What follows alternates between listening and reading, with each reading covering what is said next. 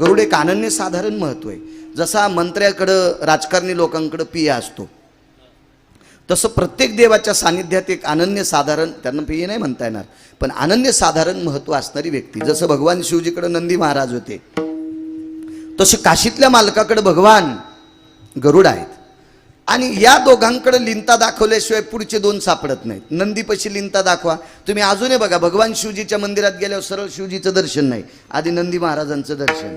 हो, म्हणजे आपल्यातला बैलपणा तिथं सोडायचा. म्हणजे आपल्यात जे बैलपणा आहे का, त्याला नाही बैल म्हणायचं. त्याला नाही बैल म्हणायचं, ते नंदीराज आहेत. आपल्यातला बैलपणा त्याच्यापाशी सोडायचा. आणि मग तो नंदीराज सांगतात, शिवजी येऊ द्या जरा हिशाबात आहे. आणि गरुडापाशी गेल्याच्या नंतर कान धरून या नाचेन गरुड पारी, कान धरून नाचायचं. मग गरुड महाराजांना सांगायचं, प्रभू जरा हिशाबात येऊ द्या. या दोघांची अनुमती घेतल्याशिवाय काशीतल्या आणि पंढरपुरात ते मालक पावत नाही. त्या दोघांकडे गरुड महाराज आले आणि गरुडाने विचारलं, खिन्न को भवाहा, आपण कशा करता नाराज आहात, आपण दुःखी कशा करत आहात, आपल्याला काय संकट आहे. तुमचा चेहरा पाहिल्याच्या नंतर कोटी ब्रह्महत्या श्रीमुख पाहता जाती, ही तुमच्या मुखात ताकद आहे, पण आज तुमच्याकडे बघितल्याच्या नंतर तुम्ही दुःखी आहात, कारण काय. भगवान शिवजीनं सांगितलं, भगवान पंढरीश पांडुरंग परमात्म्यानं सांगितलं, गरुडा, आपल्या भारत देशात एक हरामखोर मातळून गेलेला आहे, प्रचंड त्याचा उपद्रव आहे, त्याचा त्रास आहे, आणि त्याला संपवायचं. गरुडानं सांगितलं, काहीच हरकत नाही, मला फक्त नाव सांगा, मी जातो आणि माझ्या चोचीनं त्याला हजारो छिद्र पाडतो. टचा. आता गरुडाची चोंच म्हणल्यावर काय बघायचं काम, टचा टचा टचा टचा टचा टचा रक्तबंबाळ करतो, त्याच्या शरीराचे हजारो तुकडे करतो. भगवान शिवजीनं सांगितलं, गरुडा तुम्हाला चोंची किती आहेत, म्हणले एक. माझ्या त्रिशूळाला किती आहेत, म्हणले 3. मग माझ्या 3 त्रिशूळाच्या चोचीनं तो मरण, तर तू एकानं काय विचार करतोस, एका चोचीनं काय होणार आहे. देवानं हात लावलाय त्यावरती प्रकाश बुवा, तो कितीतरी प्रचंड शक्तिशाली मूर्ख असेल. भगवान पंढरीश पांडुरंग परमात्म्यानं सांगितलं, गरुडा, माझ्याकडे त्रिशूळ आपलं सुदर्शन नावाचं अस्त्र आहे, आणि या सुदर्शनाला मी अनुमती दिल्याच्या नंतर विश्वातलं एकही झाड शिल्लक राहत नाही. एका राक्षसाची काय कथा आहे, एका मूर्खाची काय कथा आहे, पण ते बेट इतकं प्रचंड शक्तिशाली आहे की माझ्या सुदर्शनाला पण मोजित नाही. करावं काय. याला 10-12 दिवस निघून गेले. त्या दिवशी एक सनातनी व्यक्ती आला, विटेवरच्या मालकाचं दर्शन घेतलं. काशीतल्या मालकांचं सकाळी सकाळी दोन्ही एकत्रित होते पंढरपूरला, आणि सांगितलं, प्रभू मी बऱ्याच दिवसापासून पाहतो तुम्ही दोघं चिंतित आहात का. अरे अमक्या अमक्या व्यक्तीनं उपद्रव केलाय आणि तो परमार्थात फार बट्ट्याबोळ करतोय, लोकांना त्रास होतोय. सात्विक सदाचारी पुण्यशील लोकांना प्रचंड त्रास आहे. सांभाळून ती लेकरं ज्याचे असतील त्याचे ते नाही. जाताना मात जेवूया, विठाला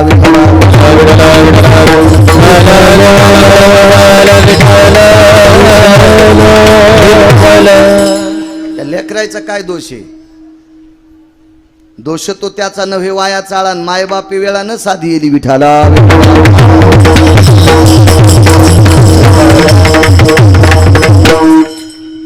चला, एका घंट्यासाठी आपल्याला तरी काय करायचं होणं. चलत त्याला आयुष्यभर सांभाळायचे, ते निमूटपणे सहन करायला आपण 1.5 घंट्यासाठी कशाला कुथायचं. विठाला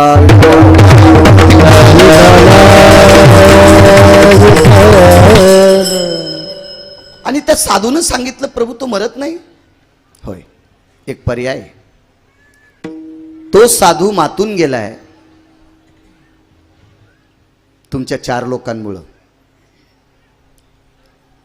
तुमच्या 4 लोकातला एक जण एका साधूकडे पाठवा,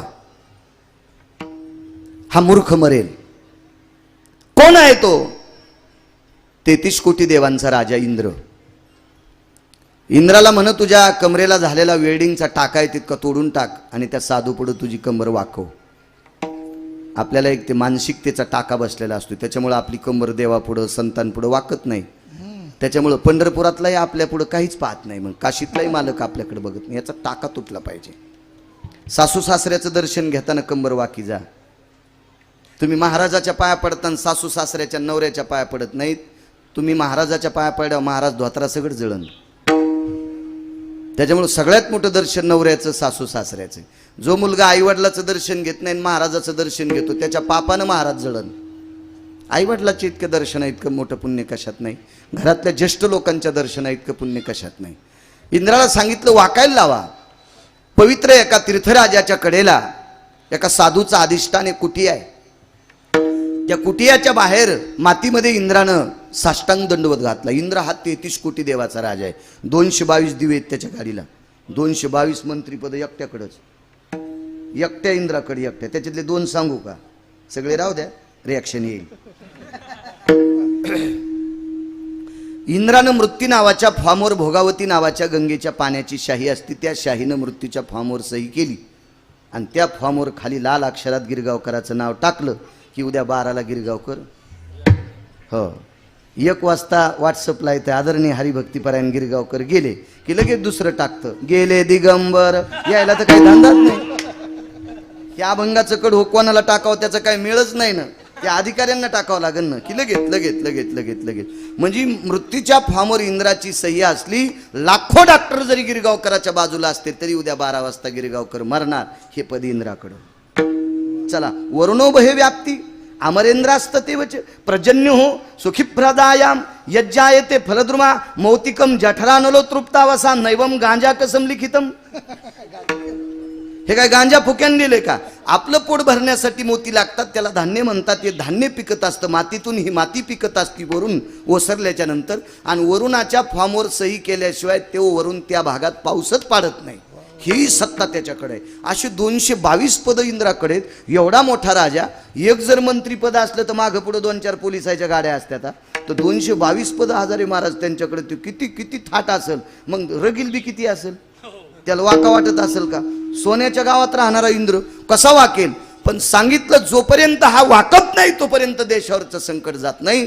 पवित्र तीर्थराजाच्या तीरावर एक आश्रम आहे. त्या आश्रमात पर्णकुटी, त्या पर्णकुटीत साधना करीत बसलेले महात्मे. आणि त्या महात्म्याच्या पायाच्या बाहेर लगे पर्णकुटीच्या बाहेर इंद्रानं मातुड्यातच लोटांगण घातलं, सगळं अंग धुळीनं भरलं. शिष्यानं सांगितलं, महाराज काय रे, आपल्या भेटीकरता अमरेंद्र आलेत, इंद्र महाराज आलेत, ऐरावत हत्ती घेऊन नाही आले, पायी पायीच आलेत. पर्णकुटीचं दार उघडलं, महाराज बाहेर आले. काय वानू आता न पुरे वानिया. साधूचा अधिकार किती मोठा आहे म्हणून तुकोबाराय म्हणतात मी त्यांच्या पायावर डोकं ठेवणं. आणि इंद्राला विचारलं अडचण काय? काय नाही म्हणे, आमका आमका व्यक्ती प्रचंड सायास करूनही तो मरत नाही. काशीतल्या मालकाने प्रयत्न केले, पंढरीतल्या मालकानं प्रयत्न केले, यक्ष किन्नर गंधर्व चारण विद्याधर लोकपाल दिग्पाल चारुहास परमहंस जगदंबा भगवान गणेश आदी करून सर्वांनी प्रयत्न केले, पण तो राक्षस मरत नाही, तो मूर्ख मरत नाही आणि त्याचा उपद्रव आहे. ठीक आहे म्हणे, काय करायचंय? तुमच्या हातून आम्हाला एखादं शस्त्र पाहिजे. त्या साधूचं नाव आहे दधीची. त्या साधूचं नाव आहे दधीची. दधीची नावाचे साधू पर्णकुटीत गेले, उजव्या हाताला आदेश दिला आणि हे चारीची चारी बोटं उजव्या बाजूने आपल्या पोटात रुतवले बेंबीपशी. आणि एका बाजूच्या जेवढ्या फासळ्या आहेत, हे आस्ती आहेत, हे हाडं आहेत, हे काढले, एका तीर्थराजात धुतले. इंद्राच्या वटीत ते हाडं टाकले आणि घोड नदीच्या तीरावर देवदैठण नावाचं गाव आहे, तिथे एक आश्रम होता. आणि इंद्राला सांगितलं तिथं जाऊन हे आस्ती कुटा. आस्ती कुटून त्याचं वज्र तयार केलं आणि ते वज्र एका पाप्याच्या अंगावर टाकल्याबरोबर काही क्षणात तो संपून गेला आणि विश्व सुखी झालं. पंढरपुरातल्या मालकाचा आणि काशीतल्या मालकाचा घाम संपला, या दोघांची चिंता संपली, दृष्टांत संपला. दधीची नावाच्या साधूनं जर आस्ती दिल्या नसत्या तर तो मूर्ख मेला नसता. आणि तो जर मेला नसता तर जगात सारखा उपद्रव राहिला असता. हे विश्व अस्थिर राहिलं असतं, स्थिर नसतं राहिलं, अस्थिर राहिलं असतं. सर्व दुःखमय किंचाळ्या फुटल्या असत्या आणि या दुःखाच्या किंचाळ्या बंद झाल्या आणि विश्व सुखी झालं. त्यावेळेला माझ्या भगवान शिवशंकर 11 डोळ्यांना एकादश नयन पाजरती. शिवजींना ज्या वेळेला 1 डोकं असतं त्यावेळेला 3 डोळे असतात आणि 5 मुख 55 असतात त्यावेळेला एकादश. 1 डोकं असलं की योगी दिसतो विचित्र, त्याला 3 नेत्र, चर्म वेगळे नाही वस्त्र, मनवी तुझा मित्र, बाळा जो जो रे, कारण त्रिनयन आहे तो. त्या 11ही 3 डोळ्यानं डोळे पाजरत होते, ते आनंदाश्रू होते. विटेवरच्या मालकाचे डोळे पाजरत होते. गरुडाने विचारलं, प्रभू आनंदाश्रू, आज तो मूर्ख संपलाय. पार्वती आई साहेबांनी विचारलं गिरिजा मातेने, प्रभू आज आनंदाश्रू तुम्ही तांडव नृत्य करतात, ज्याच्यापासून जगाला त्रास होता तो मूर्ख संपलाय. कोणी संपवलाय? मुनिश्री दधीची नावाच्या साधूनं संपिलाय. महाराज देवावरचं संकट दूर करायची ताकद दधीची नावाच्या साधू. ते साधू किती अधिकारी असतील. म्हणून तुकोबाराय म्हणतात, वर्णन नको काय भानू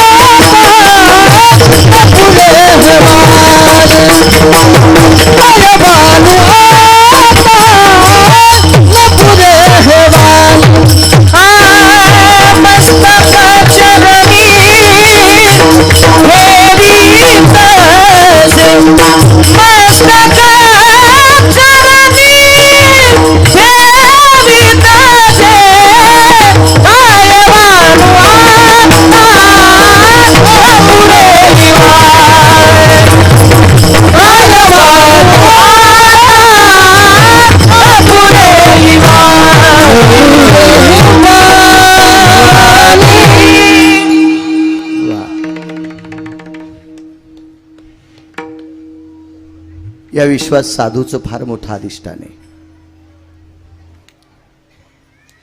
आपल्या पवित्र भारत देशामध्ये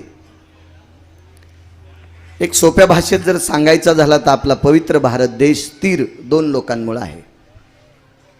ती या देशातली सती आणि या देशातले संत.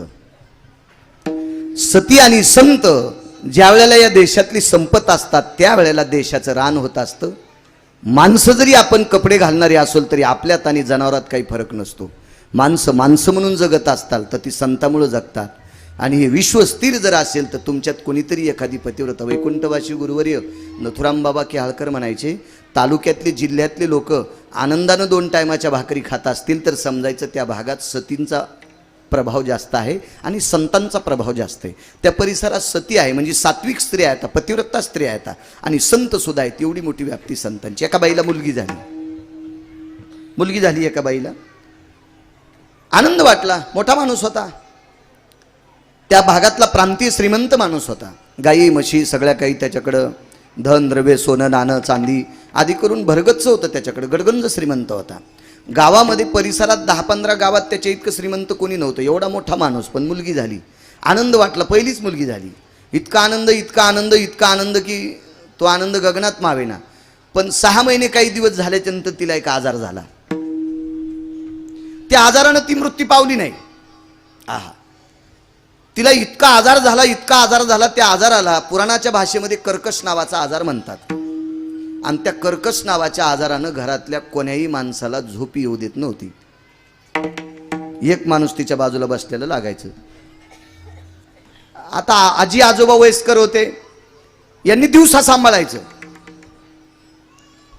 दिवसाचे 6 तास आजीनं, दुपारचे 6 तास आजोबानं. पण प्रत्येक रात्र आज जर आईनं जागवली तर उद्या बाबा जागायचे, परवा आई जागायची की त्याच्यानंतर बाबा. एक रात्र आई वडील मात्र कंटिन्यू असे 7.5 वर्ष झाले. कर्कश नावाचा आजार. सुख नाही घरातल्या लोकांना, पैशाला कमी नाही. प्रकाशबाबा इतका खर्च केला. त्या काळात डॉक्टर होते, त्या काळातल्या डॉक्टरांना राजवैद्य म्हणायचे. राजवैद्य ते फार जुना काळ, ते आपल्याला कळतही नाही काही नाही, फक्त आपण ऐकत राहायचं. ते हे राजवैद्य होते. अशा राजवैद्यासाठी त्यांनी अर्धी प्रॉपर्टी खर्च केली. प्रत्येक राजवैद्यानं जे सांगावं ते औषध आणावं, ती साधना करावी, ते उपाय करावा. पण त्या पोरीचा कर्कश काय आजार जात नव्हता. फार प्रयत्न केले. कर्मनो गहनो गती. एक दिवस त्या गावात एक साधू आले. त्या साधूचा आश्रम आहे समुद्राच्या तीरावर. एक अलौकिक स्थान आहे.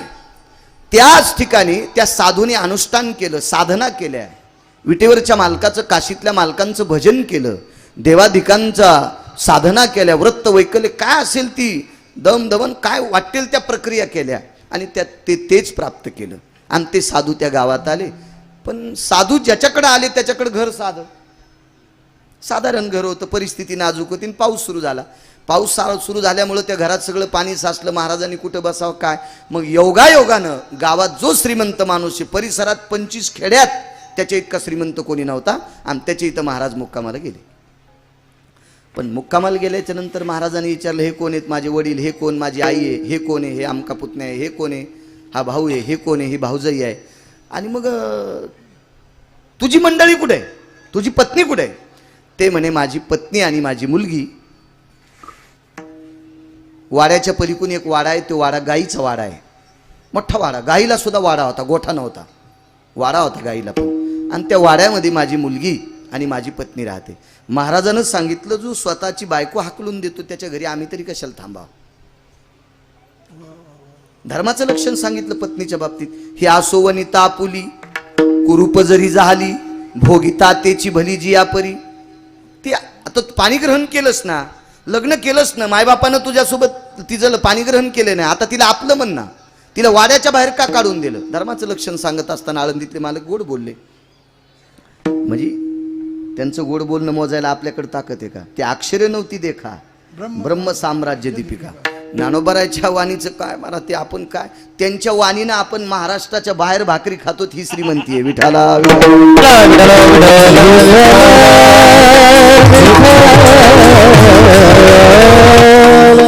ज्ञानोबारायच्या वाणीमुळे 2-4 कोटीच्या घरात आराम करायला भेटला. अजून काय पाहता तुम्ही? ते बी तामिळनाडू मध्ये. हो, याच्या पलीकडची श्रीमंती तरी आपण कोणती नाही थांबणार मी तुमच्याकडं. त्या व्यक्तीने सांगितलं, महाराज मी रागाच्या भरात बायको वाड्याच्या बाहेर काढून दिलेली नाही. राजभाऊ त्या महाराजांना सांगितलं यजमानानं, माझ्या मुलीला कर्कश नावाचा आजार झालाय, ती इतक्या जोरात रडते आणि तुमची झोप मोडल, याच्याकरता माझी बायको आणि ती पलीकडच्या वाड्यात थांबलेले. मला मुलगी बघायची. म्हणजे नवीन माणसानं पाहिली की जास्त आडती. ती इतकी ओरडन तुम्हाला तर झोपा येऊ देणार नाही. आजूबाजूचे लोक सुद्धा येतील. येऊ दे म्हणले, आजच्या दिवस तिचाच प्रताप पाहू आपण. किती रडती ते तरी बघू. महाराजांना बघितल्याच्या नंतर इतकी रडत होती की परिसरातले 4-5 घरचे लोक धावत आले.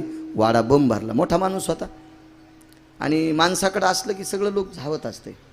मी नेहमी तरुणांना सांगत असतो, पैसे कमवा. पैसे संपले की पाहुणे पण विचारित नसतील आपल्याला. त्याच्यामुळे आपल्याकडे पैसे पाहिजे. धनवंता लागी सर्व मान्यता आहे. की सगळं गाव जमा झालं. काय झालं. पण महाराज पाहिल्यावर गाव शांत. जिथं महाराज आहे तिथं आपलं काय, गावातले लोक शांत. नाही तर बचबच करणारी लोक असतीलच.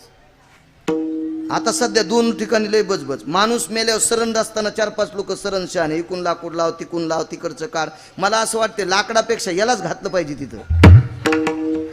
आणि मंगल अष्टक म्हणताना एक बचबच. देव बापा कोण्या कोपऱ्यात गेला पतात नाही. मी म्हणू का. अरे काय ताणून घेऊ नको. तू किती जरी म्हणला तर तिला कुठे इशिक पोर होणार आहे तू या मंगल अष्टक म्हणल्यानं. कितीच आगावपण आहे मला सांगा ना. इतके बच शास्त्र नाही, पुराण नाही, वेद नाही, काय नाही. ताईगण बाईगण सकाराम तात्याचा भाग्यान आणि श्रीराम तात्याची जी काय हे संरचन. आणि मंगल अष्टक म्हणता इतका रडायला मिळालं. नुकती खाऊ दे ना आम्हाला चांडाळा. नवरी नवरदेवा संग जाताना रडणं, तू काऊन गाव राहिला. काय विचित्रच काम झालं. मी काल एक लग्नात गेलो तर मला असं वाटलं उठून पळावं का काय, मंडप पडतो काय अंगाव. इतका येडेपणा. मंगल अष्टकासाठी एक गडबड आणि मसन वाट्यात ती माणसं ती लाकडं लावायसाठी गडबड. विठाला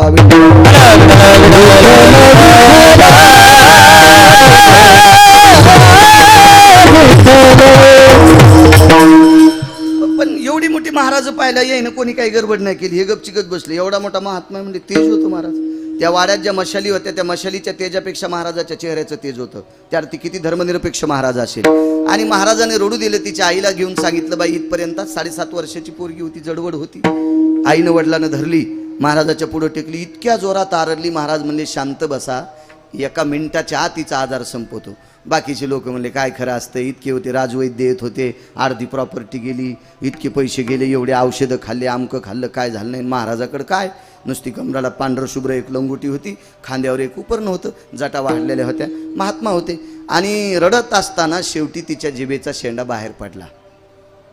महाराजांनी सरस्वतीचं स्तवन केलं डोळे झाकून. हे सरस्वती माते, वाणीची देवता, काय या घरावर संकट असेल?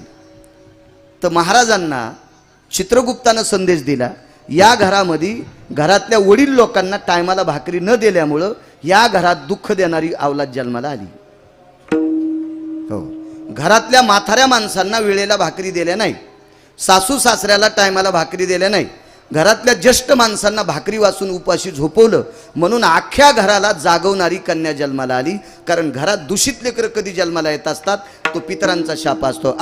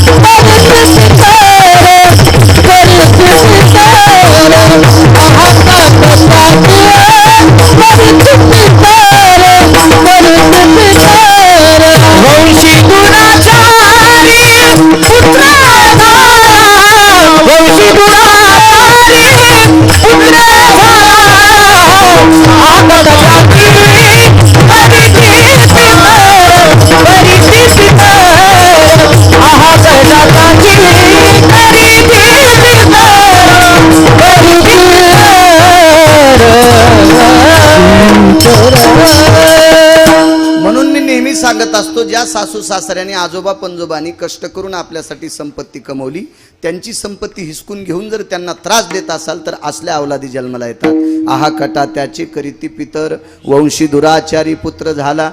आणि महाराज, हे पितरांचं पाप संपवणं देवाच्या हातात नाही, पितराचं पाप संपवणं भगवान शिवजीच्या हातात नाही, पंढरपुरातल्या मालकांच्या हातात नाही. महाराज या पितरांना विनंती साधून केली, सरस्वतीचं स्तवन केलं आणि उजव्या हाताचं एक बोट तिच्या जिभेला लावलं. चुटकी वाजूस तर 7.5 वर्षाचा आजार गायब झाला. ते साधू होते रामकृष्ण परमहंस. त्या महात्म्याचं नाव रामकृष्ण परमहंस. समुद्राच्या तीरावर त्या पाषाणावर साधना केली आणि तिथेच त्यांचे शिष्य स्वामी विवेकानंदांचं अधिष्ठान. हा, त्या साधूचं नाव आहे रामकृष्ण परमहंस. महाराज, जिथं देव काही करू शकत नाही, जिथं राजवैद्य काही करू शकत नाही, तिथं रामकृष्ण परमहंस करतात. काय अधिकार असेल रामकृष्ण परमहंसाचा? म्हणून या साधूंचं वर्णन करण्यापेक्षा देवतले मालक म्हणतात,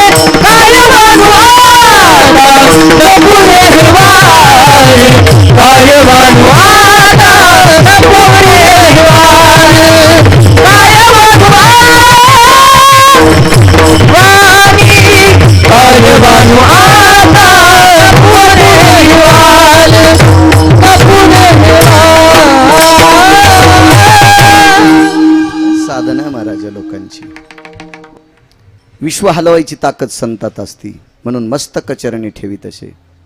एका साधूला भेटण्यासाठी हिमालयाच्या पायथ्याला उंच शिखरावर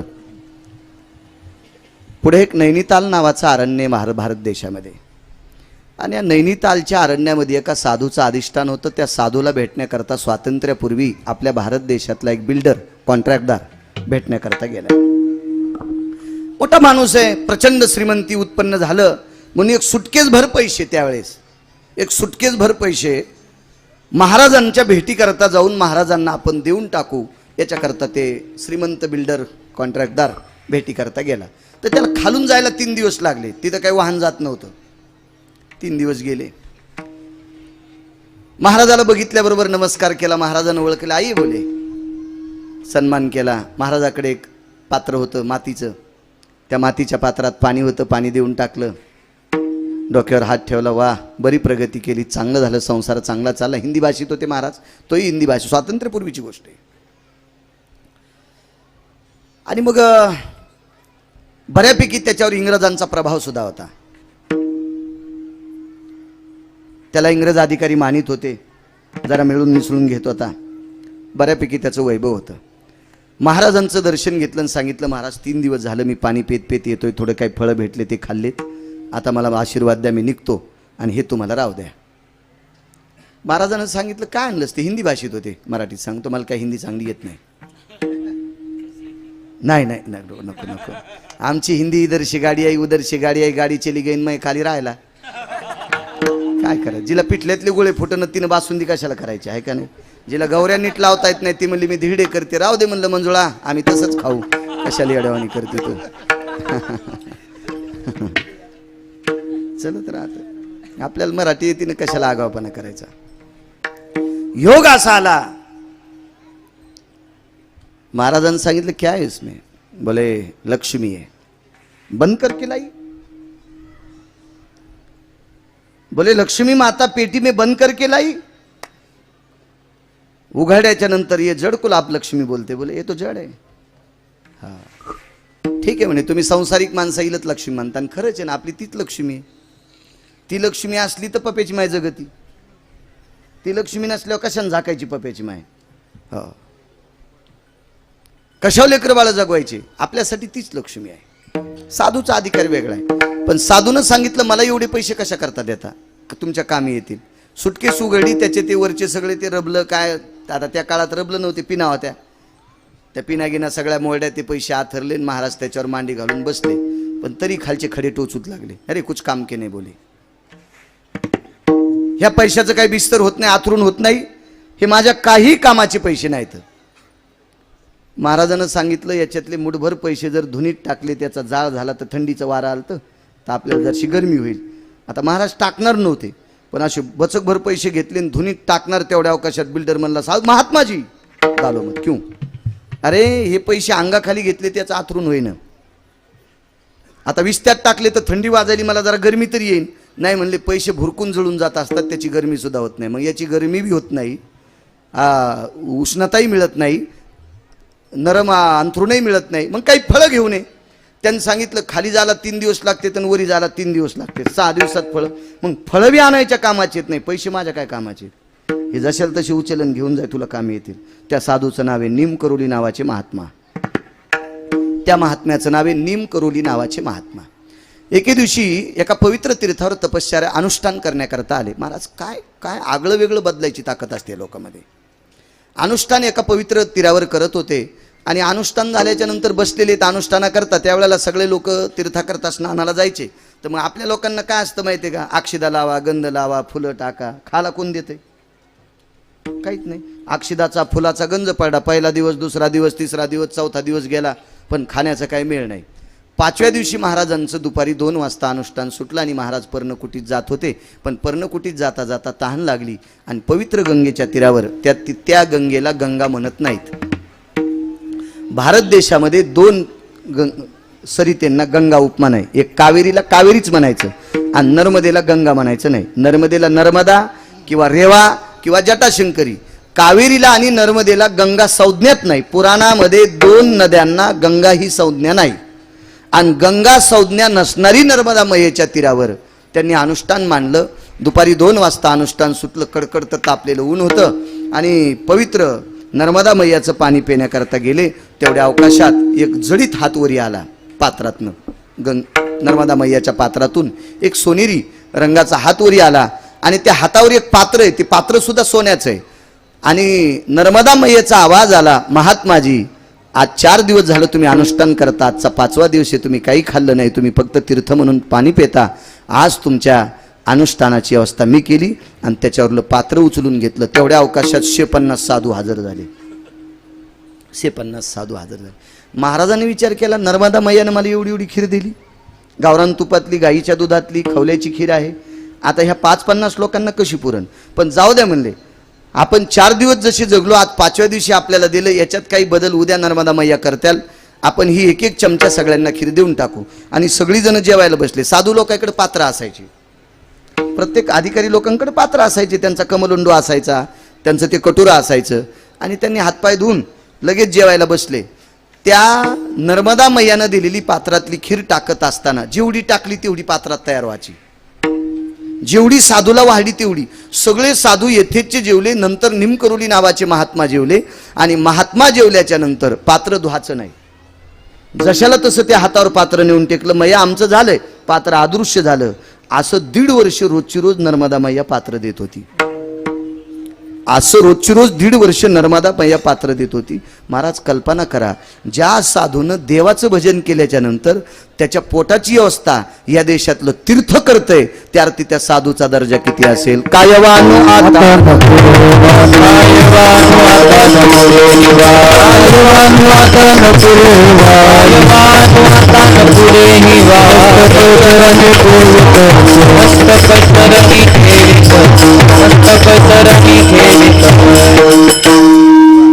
काय पुरुषार्थ असेल साधूचा. एक महात्मा तीर्थयात्रे करता निघाले. किती मोठे साधू आहेत आपल्या देशात. पहा, आपल्या देशाचं अस्तित्व साधूवर आहे. साधू थोर जाना, साधू थोर जाना, साधू थोर जाना कलियुगी. आणि साधू अवघड आहे, बहु अवघड आहे संत भेटी. आपण संतांच्या बाजारात आहेत, पण उद्धार करणारे संत आपल्याला भेटत नाही. जत्रात आहेत आपण संतांच्या, आपण बाजारात आहेत संतांच्या, पण आपला उद्धार करेल असा संत आपल्याला भेटत नाही. आपल्याला नुसती जत्रा भेटायली. विठाला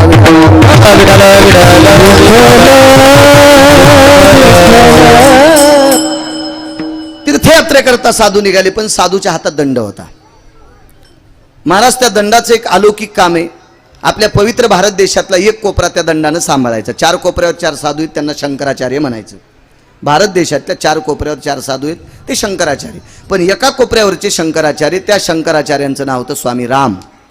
स्वामी राम 1949 ते 51 2 वर्ष दंड सांभाळला. आणि 51च्या नंतर दंड दुसऱ्या एका व्यक्तीच्या हातात दिला. त्यांना सांगितलं, हे पद आता तुम्ही सांभाळा, हे शंकराचार्य पद तुमच्याकडे आहे, तुम्ही हे सांभाळून टाका. आता मी तीर्थयात्रे करता निघालो. महाराज प्रवास करत असताना एका पवित्र तीरावर जात असताना, ते पवित्र तीर्थ मोठ्या डोंगरातून वाहत होतं. तुमच्या गावाकडे आता सैलमकडे येत असताना काही काही डोंगर मोठी मोठी लागली. असं एक मोठी उंच डोंगर होती आणि त्या डोंगरांच्या कड्या कपाऱ्यातून ते पवित्र तीर्थ वाहत होतं. आणि त्या गावाच्या तीर्थाच्या कडेला एक गाव होतं. त्या गावात भरपूर विद्वान लोक होते, आचार्य, शास्त्री, पंडित, वेदांतिक, पुराणिक, यती, योगी, जपी, तपी, सिद्ध, अनुरागी. ते गाव म्हणजे अध्यात्माचं केंद्र होतं. आणि महाराज त्या गावात गेले. स्वामी राम आले, शंकराचार्य आल्याबरोबर एवढा थाट, एवढं वैभव, सगळ्या लोकांना आनंद वाटला की आपल्याकडे शंकराचार्य आले. पण महाराजांनी काय सन्मान घ्यायचा तो घेतला आणि एका शास्त्रीच्या खांद्यावर हात टाकला आणि त्याला सांगितलं आपल्याला फिरायला जायचं. गंगेच्या तीरावर आले आणि गंगेच्या कडेकडेने एक रस्ता होता. डोंगरावर चढल्याबरोबर शास्त्री महाराज पुढे चालले आणि शास्त्री मागं वळायलाय. शास्त्री काही पुढे सरकत ना. महाराजांनी सांगितलं, अरे महात्माजी आप क्यों नहीं चल रहे. बोले नाही. तिथे एक क्रोधी बाबा राहतो. ह्या रस्त्यानं हा रस्ता तिथं जातो की तिथे एक महाराज आंघोळ सुद्धा करत नाही. पानिंदा किती करतो हा शास्त्री, लक्षात घ्या. त्याला क्रोधी बाबा म्हणतात. त्याला एवढी काही बुद्धी नाही. माणसं दर्शनाला गेले की ते दगड हाणतो, तो आवली आहे. असा हा शास्त्री स्वामी शंकराचार्यांपाशी बोलत होता. स्वामी राम शंकराचार्य त्यांच्यापाशी तो साधू बोलत होता. स्वामी शंकराचार्यांनी सांगितलं रामांनी, शास्त्रीजी चला, मोठ्यांची चेष्टा नाही केली पाहिजे, साधूची चेष्टा करू नये. चला, ते दगड मारत नाहीत, ते मूर्खांना दगड मारतात, ते त्रास देतात. आपण चला दर्शना करता जाऊ त्यांच्या. आणि नाईलाजानं महाराज शंकराचार्य गेल्यामुळे हा गेलेला आहे. ते महाराज असे बसलेले आहेत पूर्वाभिमुख. मोठा एक दगड आहे, एखाद्या 4-2 ट्रॅक्टरमध्ये किंवा एखाद्या हायवामध्ये बसणार नाही असा मोठा उंच दगड आहे.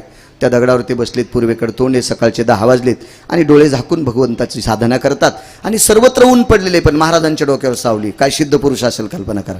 सूर्यसुद्धा त्यांच्या अंगावर ऊन देत नाही, त्यांना घाम निघू नये म्हणून सूर्यसुद्धा ढगाच्या आडंगी जातो. एवढी मोठी सिद्ध पुरुष आहेत महाराज. निसर्गाला ज्यांनी मुठीत ठेवलंय ते अधिकारी महात्मा होते. आणि जंगल असल्यामुळं पायाखाली वाळलेली पानं, काड्या कुड्या पायाखाली चुरा होतो, त्या वाजवतो त्या चुरचूर. अशा वेळेला महाराजांनी डोळे उघडून पाहिलं तर आई राम. आयुष्यात दोघांची कधी भेट नसताना त्या साधूनं शंकराचार्यांना राम हे नाव संज्ञा दिली आणि खरंच त्यांचं नाव राम होतं. आई राम. त्यावेळेला स्वामी रामांनी लोटांगण घातलं. काय महात्मा आहे म्हणे. आता शंकराचार्य लोटांगण घालतात तेव्हा या शास्त्रीला लोटांगण घालावंच लागलं. ह्या शास्त्रीला लोटांगण घालावंच लागलं. आणि मग ते महात्मा खाली उतरले आणि त्यांच्याकडे एक बोंद्र होतं, नारळ ठेवायचं पोतं. पूर्वीच्या काळातलं सांगतोय. तुमच्याकडे नारळ जास्त असतात ना, तर नारळ ठेवायची जी बोरी असते, बोंद्र असते, ती एकदम झिरझिर असते. त्याच्यामध्ये गहू ज्वारी तुरी आपण ठेवू शकत नाहीत. ते बोंद्र मधातनं फाडलं आणि अर्ध्या बोंद्र्याची स्वतःला लंगोटी होती. विरक्त लोक होते महाराज, ते अधिकारी लोक होते. आणि अर्ध्या बोंद्र्याचे 2 तुकडे केले. एक स्वामी रामांना टाकलं आणि एक स्वतःला टाकलं. शास्त्रीला काय बसायला टाकलं, ते असाच फुगरी तोंड्या होता, त्याच्यामुळे त्याला काही बसायला टाकलं नाही. हे 2 जण बसले आणि बसल्याच्या नंतर त्या महात्म्याने विचार. त्या महात्म्याचं पुराणामध्ये हिमालयामध्ये नाव आहे क्रोधी बाबा. क्रोधी बाबा. आणि त्यांनी विचारलं, राम आप प्रसाद पाएंगे? जी बोले. त्याला वाटलं एवढ्या मोठ्या साधून आपल्याला प्रसाद द्यायला आपण टाळायचा कसा. जी म्हणले, हो प्रसाद घेतो मी. तेवढ्या कशा, ए शास्त्री इधर आइए बोले. स्वतःच बसायला घेतलेलं नारळाच्या पोतळ्याचं ते तुकडा त्याच्या हातात देऊन टाकला आणि मांडी खाली काहीच नसताना सुरा काढला आणि त्याच्या हातात दिला. इथं जे तीर्थ आहे या तीर्थामध्ये एक प्रेत वाहत आलेले. उत्तर भारतामध्ये प्रेत सोडतात, आपल्याकडं जाळतात किंवा पुरतात.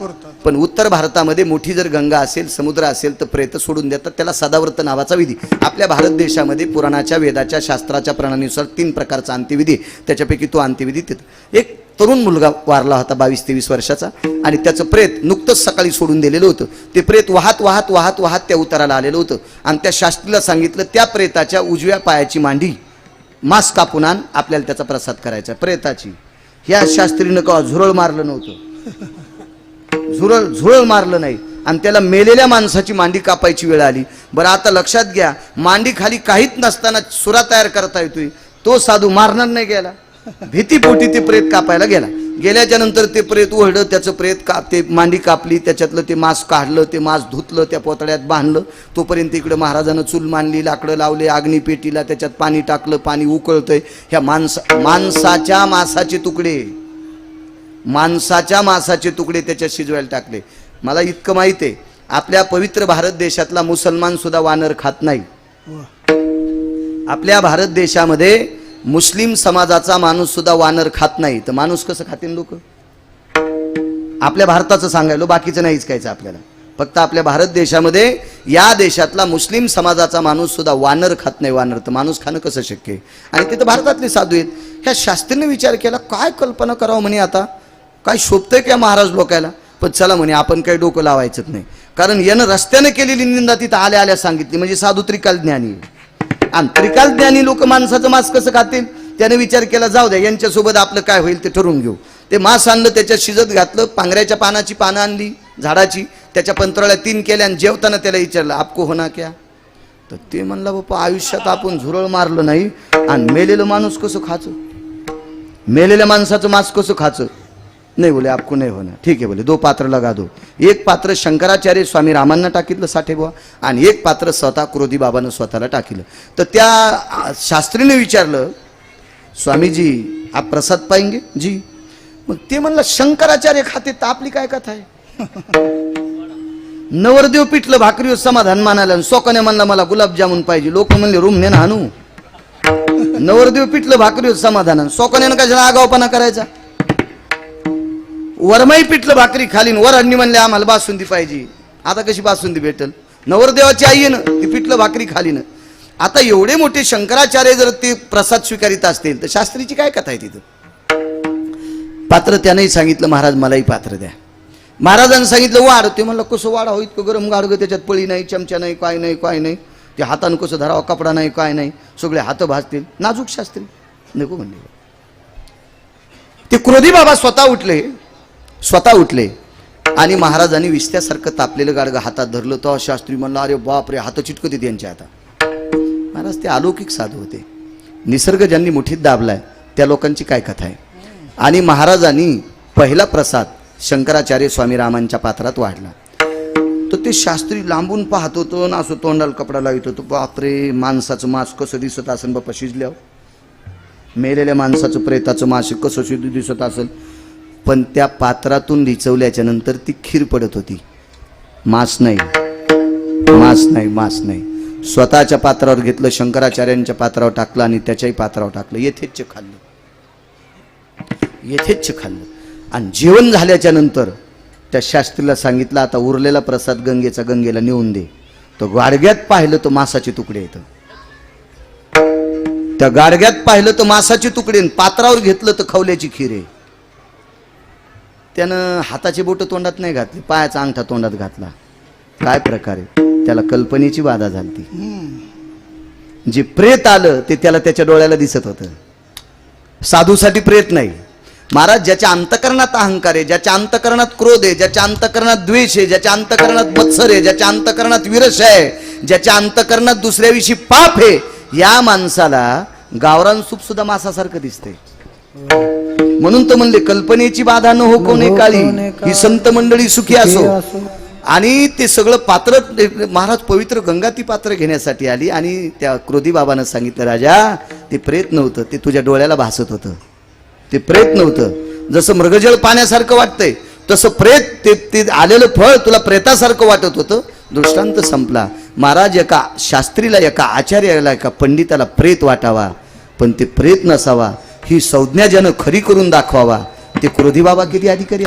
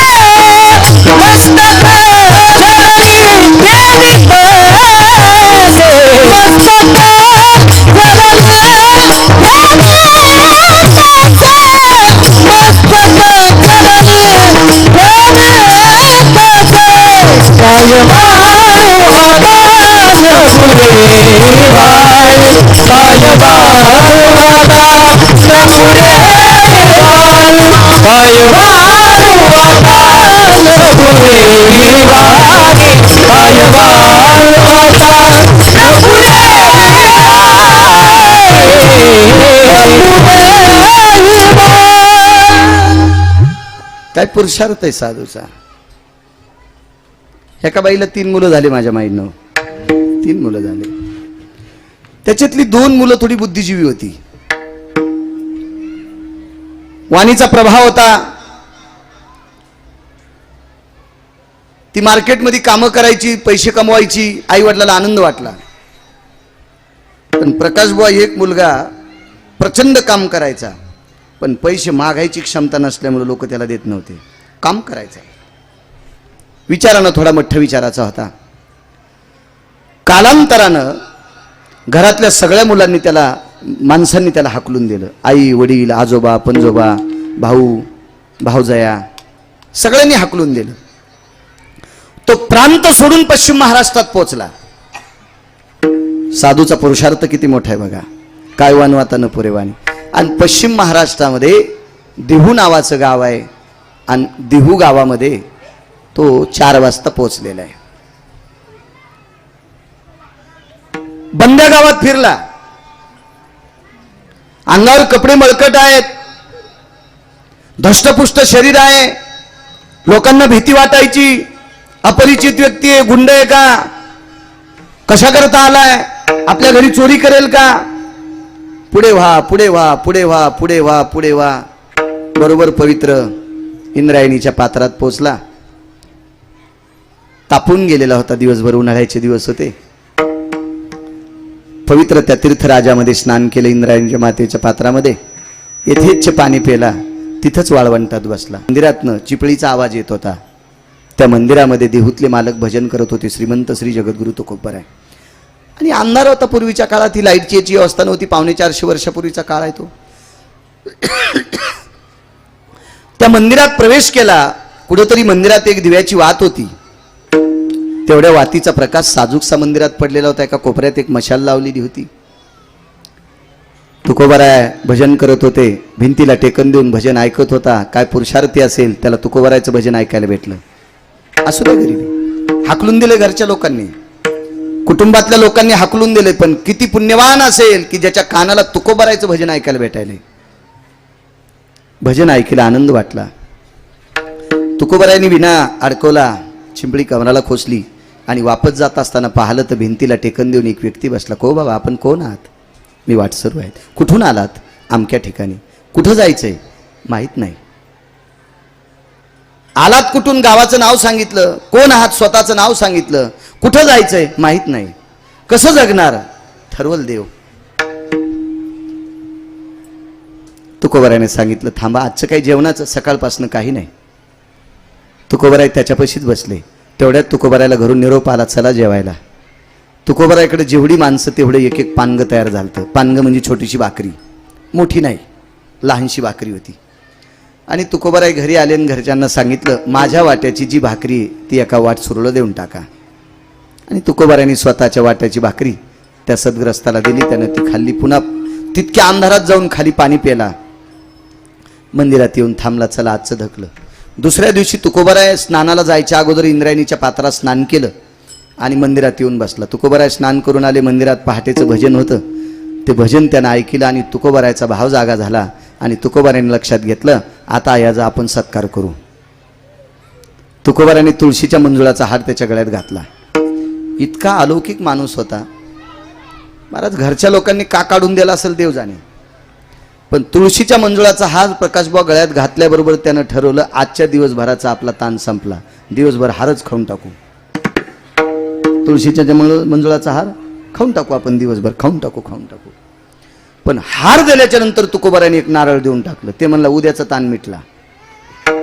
नारळ फोडू, मधलं पाणी पिऊन मधला जो गर आहे, मधलं जे खोबरं आहे ते खाऊन टाकू आपण. उद्याचाही ताण मिटला. पण अडचण एका गोष्टीची आली. तुकोबरायने नारळावर एक कागद द्यालता. तो पैशाचा नव्हता, पाकिट नव्हता. असं समजू नका. पाकिट नव्हतं, त्याच्यावर काहीतरी लिहिलेलं होतं.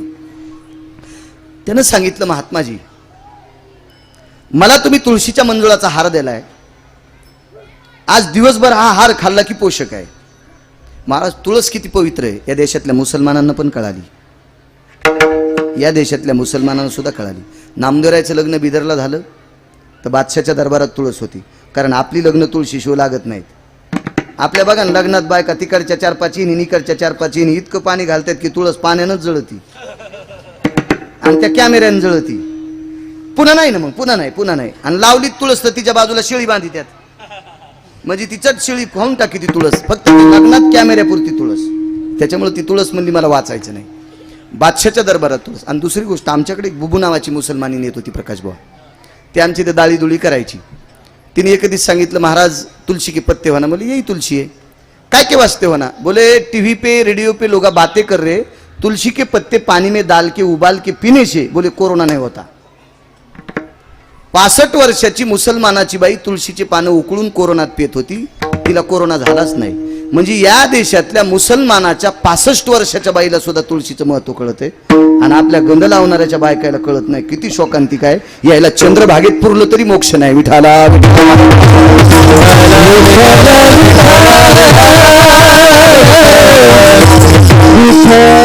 काही नाही म्हणे महाराज, मी तुळशीचा हार खाऊन टाकेल, उद्या नारळ खाईल. पण हे माझी जीभ मठ्ठ आहे म्हणले, याचं काय करू, चिठ्ठीचं काय करू. महाराज म्हणले ही चिठ्ठीत तुझं जीवन उजळून टाकणार आहे. मग त्याने विचार केला आता चिठ्ठी जीवन उजळून टाकीन, आपल्याला पुढचं गाव बघायचं होतं, पण नारळ आणि हार खाऊस तर देह सोडायचं नाही. दिवसभर हार खाल्ला महाराज. रंभापत्र जिव्हा त्याची, रंभा म्हणजे केळी, केळीच्या पानासारखी भया जीभ झाली, सुईच्या आणीसारखं टोकदार जीभ झाली. आणि हजारेबा पाणिनीची सुक्त म्हणू लागली. पाणिनीची सुक्त, सरस्वतीची कृपा झाली. एवढा विद्वान माणूस झाला, एवढा विद्वान, एवढा विद्वान. आता दुसऱ्या दिवशी नारळ खायचे, खाण्यासाठी नारळ फोडल्याच्या नंतर त्याच्यात मोहरा सापडल्या. हे नारळ अहमदाबादच्या सोनारानं आणलं होतं. गुजरातचा सोन्याचा दुकानदार होता, गुजरातचा सोन्याचा दुकानदार. आणि त्यानं ज्ञानोबरायला नवस नाही केला. आपले देव नवसाला पावत नाहीत, आपल्या देवाला मागण्या करायच्या, कसं वागायचं. आपले देव नवसाला पावणारे देव भिकारचोट असते. जे देव नवसाला पावतात का ते भिकारचोट असते. ते भिकारी देव आहे. शेंदरी हेंदरी दैवते कोण पूजे, भिकारचोट देवायच्या नादी लागत जाऊ नका, चांगल्या देवांच्या. मग ज्ञानोबरायच्या समाधीचं दर्शन घेतलं आणि त्या अहमदाबादच्या सोनारानं, प्रचंड श्रीमंत सोनार होता त्यावेळेला, त्याच्याकडे ट्रकनं सोनं होतं. टन काय सांगू तुम्हाला, कुठलं टन काय सांगू तू, ट्रकनं सोनं त्याच्याकडं. पण संसारात दुःख होतं प्रकाश बुवा. समाधीवर डोकं ठेवलं, काही दिवसात दुःख संपलं. आता व्हावं कसं होतं राही, आपला धंदा सोन्याचा आहे. मग सोन्याच्या मोहरा नारळात टाकल्या, नारळाला छिद्र पाडलं, मोठं नारळ घेतलं राजभाऊ आणि त्याच्यात टाकलं, ती बंद केलं आणि समाधीवर टेकलं. ज्ञानोबरायनं ते नारळ एका पंडिताला द्यायला सांगितलं, पण ते पंडित फुगीरचोट होतं, भिकारचोट होतं आणि त्याला विद्येचा अभिमान होता ना. ते म्हणलं हे नारळ आणि तुळशीचा हार मला काय करायचं, ते तुकोबारायकडे देऊन टाकला. त्याचं नशीब फुटकन आणि तो हार मायबापानं काढून दिलेल्या माणसाला भेटला. हार खाल्ल्याबरोबर वाणीची कृपा झाली. आणि ते नारळ फोडल्याच्या नंतर झालं काय, एक जणाची भरमाटी सागाची हवेली होती. सागामध्ये भरमाटी साग प्रसिद्ध आहे. ते जितका घासताल का तितक्या तोंड दिसते, आरसा लावायचं काम नाही. कोण्या बाईने येऊन दोष काहीच राव, पण पिठल्याच्या लांब, स्वयंपाक घराच्या लांब, नाही तर चपातीत केस, भाकरीत केस, पिठल्यात केस. याला आरसा दिसला की डोकं विचारायचा नाद असतो. चला असं कुठं नका विचारी जाऊ. इतकी बरमाटी सागाला किंमत असते, महागडा साग असतोय. नारळ फोडल्याच्या नंतर जितक्या मोहरा निघल्या तितक्या मोहरामध्ये हवेली घेतली, निवारा संपला. आता राहण्याची अडचणच नाही ना, आता कोणाच्या घरी राहायचं काम नाही. आणि महाराज त्या तुळशीचा हार खाल्ल्यामुळे वाणी इतकी पवित्र झाली. आणि तुकोबारायचं कीर्तन मावळात होतं, आणि मावळात आता बऱ्याच तुकोबारायला सोडित नव्हतो. तुकोबारायच्या कीर्तनात पुढे बसायचा. आणि एके दिवशी सोनबा ठाकराला रयतेचे राजा छत्रपती शिवरायांचा निरोप आला. आणि सोनबा ठाकराला विचारला, आज कीर्तन कुठे, मावळात कीर्तन आहे. तुकोबारायचा मृदंग सोनबा ठाकरांनी वाजिला. तुकोबारायच्या कीर्तनातला पक्वाद वाजवायचा मान सोनबा ठाकूर नावाचे मृदंगाचार्य होते. आणि त्यांच्याकडं छत्रपती शिवराय रयतेचे राजा संपर्क साधायचे आणि यायचे, इथं इथं कीर्तन आहे. मग छत्रपती ज्या दिवशी वेळ असेल वेळ काढून यायचे. आणि छत्रपतींच्या डाव्या मांडीला हा घरातल्या लोकांनी हाकलून दिलेला व्यक्ती बसलेला आहे. तुकोबाराय काही पुरावा सांगत असताना प्रकाश बुवा त्यानं पाणिनीचे सूक्त सांगितले, त्यानं वेदाचा आधार दिला, पुराणाचा आधार दिला, शास्त्राचा आधार दिला. त्याला तुकोबाराय वा म्हणायचे. तुकोबाराय कोणाला कशी वा म्हणतील. आणि मग छत्रपती शिवरायांनी विचार केला, आतापर्यंत मी तुकोबारायचे 100 कीर्तन ऐकलेत, तुकोबारायच्या कीर्तनात एखादा प्रमाण द्यायची, खालून द्यायची ताकद कोणाची. आणि आज हा व्यक्ती इतका सामान्य व्यक्ती, गुटगुटीत शरीर, तरुण 22-23 वर्ष वय, आणि याचं तुकोबाराय ऐकतात, कोण आहे.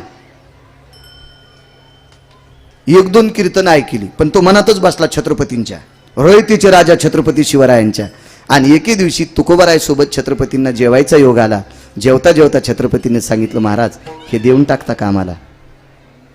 तुमच्यासारखंच होतं दिसायला, गोरं गोमट लांब नाक हे ते सगळं पद्धतशीर, माझ्यासारखं नव्हतं भितडावं, हे मला देऊन टाकता का.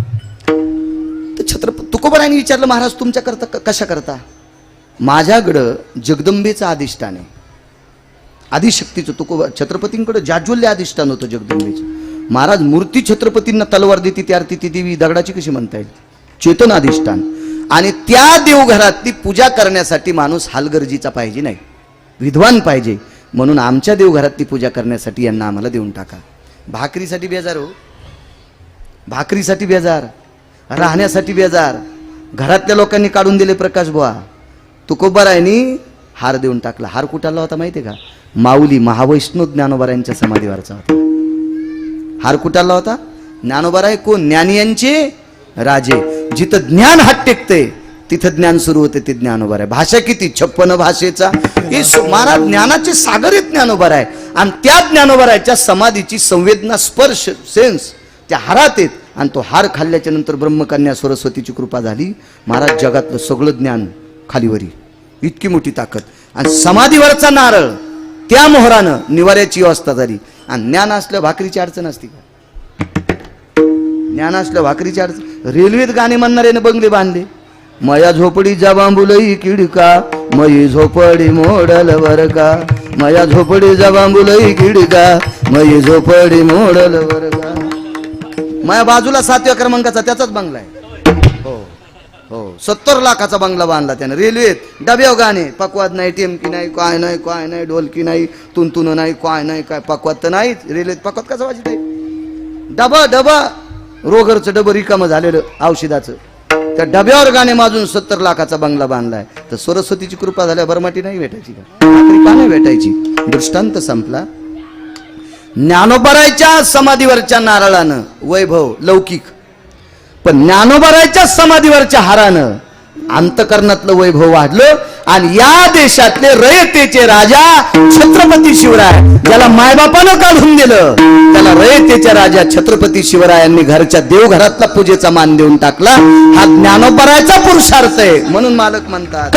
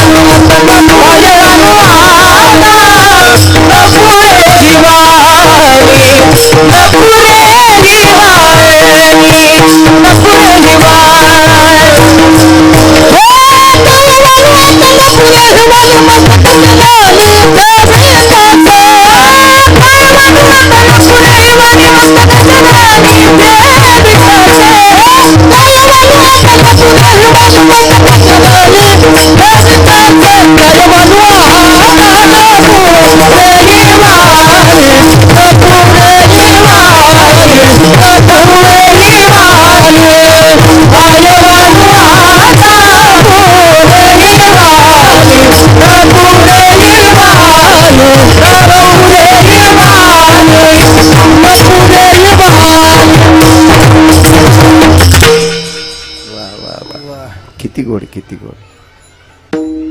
माझ्या माईंनो तुम्ही ज्ञानेश्वरीचं वाचन करता. पुण्यवान आहात तुम्ही. घरात 2 ग्रंथ ठेवा. आयुष्यात भाकरीची अडचण येणार नाही, प्रतिष्ठेची अडचण नाही. एक तुकोबारायचा गाथा आणि एक आळंदीतल्या मालकांची ज्ञानेश्वरी. हे 2 ग्रंथ ज्याच्या घरात आहेत त्याच्यासारखा श्रीमंत जगात कोणी नाही. मी नाही म्हणणार तुमच्या इथं 2-2 टन चांदी येईल, हे प्रारब्धाचा भाग आहे. पण गाथा ज्ञानेश्वरी असल्याच्या नंतर उपाशी झोपायचं काम नाही. इतकं मात्र पंढरपुरातला मालक काळजी करतो. एवढी काळजी करतो, एवढी पंढरपुरातला मालक काळजी करतो. गाथा ज्ञानेश्वरी ताकद आहे. साधूचा दर्जा इतका मोठा. 9.5 वर्षाच्या पोरीचं लग्न झालं प्रकाशभाऊ. एवढा पुरावा पुरे झाला. आता नंतर मला पुरा. 9.5 वर्षाच्या मुलीचं लग्न झालं. 9.5 वर्षाच्या मुलीचं लग्न झालं. नवरदेव किती वर्षाचा होता माहिती? 95 वर्षाचा. नवरदेवाचं वय 95 वर्ष. डोळे फुटके, डोळ्यातून घाण पाणी येते. कल्पना करा 9.5 वर्षाची नवरी आणि 95 वर्षाचा नवरदेव. काय वाटत असेल मायबापाला वाटे लावत असताना. पण चूक तिची होती. तिचं लग्न हे अपघाती लग्न होतं. तिच्या जीवनातला लग्नातला तो अपघात होता. आणि मालकासोबत वाटे लावत असताना वेगळाच सांगतो. आईनं सांगितलं, बापानं सांगितलं, बाई या नवऱ्याची सेवा कर. मी नेहमी सांगतो, उद्या काल्याच्या कीर्तनापासून असा निर्णय करायचा, आंघोळ झाली की पहिलं पतीचं दर्शन. तुमच्या चपलाला हात लावून प्रणाम करतो तुम्हाला. ऐका गिरगावच्या बाळूचं, मला आणा नका आणू, तुम्हाला 30 गाव पट्ट्याला 36 गाव, मी काय भिकार चोट नाही, मी काय मागं लाग्या नाही, आणि तुम्ही मला मोठं करणारं नाहीत. मला मोठं पंढरपुरातला मालक करीन, आणि भिकारी करायचं तरी तेच करीन. काय असं लोकांनी बरं म्हणावं याच्याकरता कीर्तन नाही करायचं प्रकाश भाऊ, कारण हे कोण बरं म्हणणार आहेत. आता जाता जाता जरी यानं 20 किलो चांदी दिली, उदाहरण घामी उदू नको तुला, 20 किलो चांदी दिली, माहिती काही कमी नाही, पण दिली याने 20 किलो चांदी. 20 किलो चांदी दिली आणि जाताना जर मला अटॅक येऊन मेलं तर काय करायचं त्या चांदीच्या इटा? तुम्ही पाहिजे नाही का मग? अवघडच काम ना. तुम्ही इटा घरी नेताना मला गावऱ्या लावता, खालून वरून तोंडावर गावऱ्या लावता नाही का, इटा तुम्ही घरी नेत. मग माझ्या कामाची काय ती चांदी? मला किती दिवस जगवायचं, किती चांगलं जगवायचं त्यानं ठरवायचं, तुम्ही नाही. तुम्ही तुमचं ठरवा, कसं जीवन जगायचं तुम्ही तुमचं ठरवा. आपल्या पतीचं दर्शन घेत जा माझ्या माईनं, तिची देवावरी सत्ता आहे का. 9.5 वर्षाची मुलगी, 95 वर्षाचा नवरदेव, लग्न झालं. आई वडिलांना सांगितलं आम्ही तुझ्यावर जितकं प्रेम केलं तितकं नवऱ्यावर प्रेम कर. ज्या दिवशी नवऱ्यावर प्रेम करणार नाही त्या दिवशी मायबाप मेले असा निरोप तुला येईल. जगातलं मायबापासारखं दैवत कोणतंच नाही. आणि मग तिने एवढी सेवा केली आश्रमावर. महाराज चांदीच्या पलंगावर झोपणारी, तिच्या घरचे नौकर चांदीच्या पलंगावर, राजहंसाच्या पंखाच्या गादीवर झोपणारी मुलगी आपल्या मालकाच्या जीवनात दर्भाच्या चटेवर, दर्भ हा पितराच्या दिवशी आणत असतात. दर्भ एक वनस्पती, आणि वनस्पती दर्भ म्हणजे आता ज्या चटाया आहेत का तुम्हाला आसनपट्ट्या जेवायला घेतात, त्या चटाया त्या वनस्पतीच्याच असतात. तसाच एक दर्भ असतो, तशा चटईवरती झोपत होती. महाराज काय वैभव, तिचं नाव आहे सुकन्या. पण साधू भिक्षा करता आले. अश्विनी कुमार आहेत, देवांचे डॉक्टर. अश्विनी कुमारांनी भिक्षा मागितल्याबरोबर दारात स्वयंपाक, तिला स्वयंपाक येत होता, स्वयंपाक. तिनं त्या भाकरी उचलल्या आणि महाराजाच्या झोळीत टाकल्या, पण तुळशीचं पान सोबत टाकलं. अन्नातला दोष काढायची जगातल्या कोण्याही केमिकलमध्ये ताकद नाही. पदार्थातला नैवेद्यातला दोष काढायचा. आपले पैसे जर चुकीचे असतील तर चुकीच्या पैशाने आणलेले गहू, त्याचा केलेला नैवेद्य देव स्वीकारित नाही. देवानं स्वीकारावा. त्या धनातला अनर्थ जर घालायचा असेल तर त्या नैवेद्यावर तुळशीचं पान टेकलं की त्याच्यातला दोष जातो आणि देव तो नैवेद्य स्वीकारतो. म्हणजे द्रव्यातला अनर्थ काढायची ताकद तुळशीच्या पानात आहे. म्हणून तुळशीचं झाड असू देत जा. तुम्ही 100 मजली घरात राहा, पण जिकून प्रकाश येतो का तिथे एक तुळशीची कुंडी ठेवत जा, कारण त्यामध्ये एवढं मोठी ताकद आहे की तुमचं घर पवित्र करायची शक्ती त्याच्यामध्ये आहे. चला, ते तुळशीचं पान टेकलं. साधूच्या लक्षात आलं कपाळावर कुंकू, गळ्यात मंगळसूत्र, पायात जोडवे आहेत. कोण असेल, कोण आहे मालक? बोट केलं त्या पर्णकुटीत. आतमध्ये पर्णकुटीचं दार ढकलल्याबरोबर मध्ये साधू होते. त्या साधूचं नाव होतं चवन. 100 वलांडलेला माणूस होता, डोळे फुटलेले होते. आवाज ऐकले आपले गुरु अश्विनी कुमार त्यांचे गुरुवर येते. चरणावर डोकं ठेवलं. काय पाहिजे? काय नाही, तुमचे पाय पाहायची इच्छा आहे. 2, 4, 14 वनस्पती एकत्रित केल्या, त्याचं द्रव काढलं, एका कपड्यात बुडवलं आणि ते डोळ्यावर आदळल्याबरोबर चुटकी वाजवा, चवनांचे डोळे हारण्यासारखे. विचारलं बाहेर जिनं आम्हाला भिक्षा वाढली ती कोण आहे? माझी पत्नी. किती सेवा करते? आईनं जितकं प्रेम केलं त्याच्या 1000 पटीनं तिनं माझ्यावर प्रेम केलं. ऐका माझ्या माईनं, नवऱ्यानं सांगितलंय माझ्या आईनं माझ्यावर जितकं प्रेम केलंय त्याच्या 1000 पटीनं माझ्या बायकोनं माझ्यावर प्रेम केलं. महाराजांचा भाव जागा झाला. माईपेक्षा नवऱ्यावर प्रेम करणारी पोरगी आहे, बायको आहे. पण एवढ्या मोठ्या वयस्कर नवऱ्याचा संसार करत असताना तिला दुःख किती असेल. म्हणून 52 वनस्पती आणल्या, कुठल्या, आणि त्याचं चाटण तयार केलं आणि ते 100 वलांडलेल्या म्हाताऱ्याला चाटायला दिलं. ते म्हातारं 22.5 वर्षाचं झालं. त्याचं नाव आहे च्यवनप्राश. त्या चाटणाचं नाव काय? च्यवनप्राश. साठेबुवा मी 150 किलो खाल्ला. 4 फेब्रुवारी 2019ला अपघात झाला. गोश नावाचा मुसलमान होता, त्यानं आमच्या अंगावर ट्रॅक्टर घातलं आणि बॉयजन क्रॅक झाला. मी नसता झाला, पण मी शहाणपणा केला. उभं राहिलं नव्हतं पाहिजे सुरुवातीला. मला डॉक्टरनं सांगितलं होतं 6 महिने उभं राहू नका, पण मला वाटलं मी तरुण आहे, मी बसून कसं कीर्तन करीन. मग ते आमचं आम्हाला भवलं. मग ते जास्त फाकत गेला. तर बऱ्याच गोळ्या खाल्ल्या. त्या गोळ्यानं उन्हाळी लागायची, अमकं व्हायचं तमकं व्हायचं. मग मी नर्मदा परिक्रमा केली आणि परिक्रमा 3600 किलोमीटर चाललो. त्यावेळेसपासून मला उभं राहून कीर्तन करता येतं, नाही तर बसून कीर्तन मी 5-6 वर्ष नर्मदा मैयाचा प्रताप झाला माझा. पण ऐका, मी 150 किलो च्यवनप्राश खाल्ला.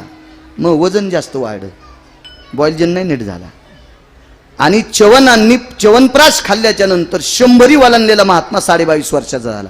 एका माणसानं मला चिठ्ठी दिली ती कीर्तनात, महाराज हा च्यवनप्राश आपल्याला का भेटत नाही? म्हणलं आपले नशीब फुटके, म्हणून च्यवनप्राश तयार करणाऱ्याला त्या वनस्पती भेटत नाहीत. आणि भेटूच देत नाही पंढरपुरातला. का भेटू देत नाही माहितीये का? त्याचं कारण आहे, हा च्यवनप्राश जर ओरिजिनल भेटला तर 70 वर्षाचं म्हातारं च्यवनप्राश खाईन आणि पुन्हा 22 वर्षाचं होईन आणि पोराला म्हणीन तू राहू दे मोच हो दी. म्हातारे काय म्हणतील, तू राहू दे मोच हो दी. पोरं तसेच म्हातारे होतील आणि म्हातारेच पुन्हा नाही तर निहून पुन्हा लग्न करतील. म्हणून पंढरपुरातला मालक हा च्यवनप्राश तयार करणाऱ्याला त्या वनस्पतीच गवसू देईन. या दुसऱ्याच गवसाल्यात दुसऱ्यात ऐका, बाईनं नवऱ्याची सेवा केल्याचं पुण्य मालकाला तारुण्य परत आलं, मालकाला डोळे प्राप्त आले. पण त्या साधूचं नाव आहे अश्विनी कुमार. काय वानू आता न पुरे वाणी, मस्तक चरणी ठेवी तसे. एका बाईचे मालक वारले, मालकाचं प्रेत. शेवटचं पुरावा आता 5 मिनिटात संपवतोय. चाल वगैरे सगळं संपून घेऊ आता इतक्यात. गोड म्हणले, गाईची वासरं येतं चांगले विठाला.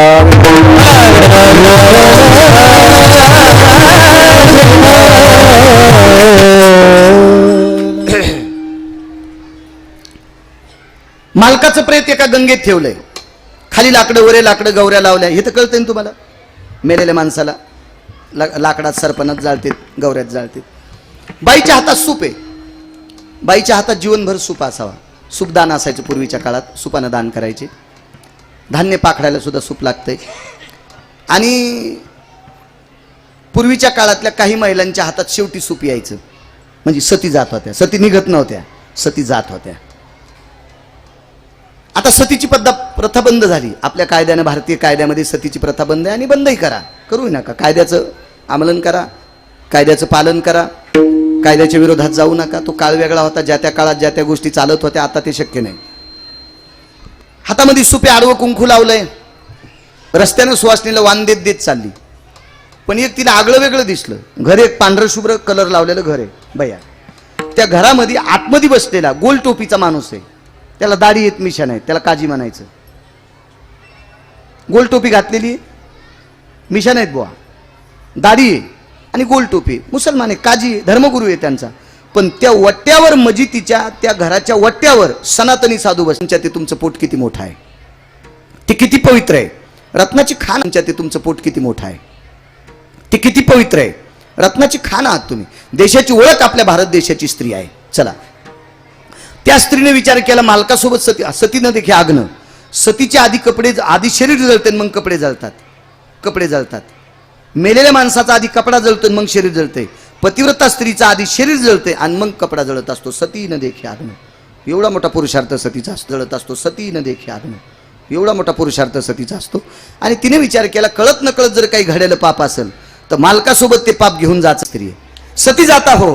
काय मालकाचं नाव? बाबाजी थावरे. ज्ञानोबारांनी विचारलं बाई माझं दर्शन कशा करता घेतलं?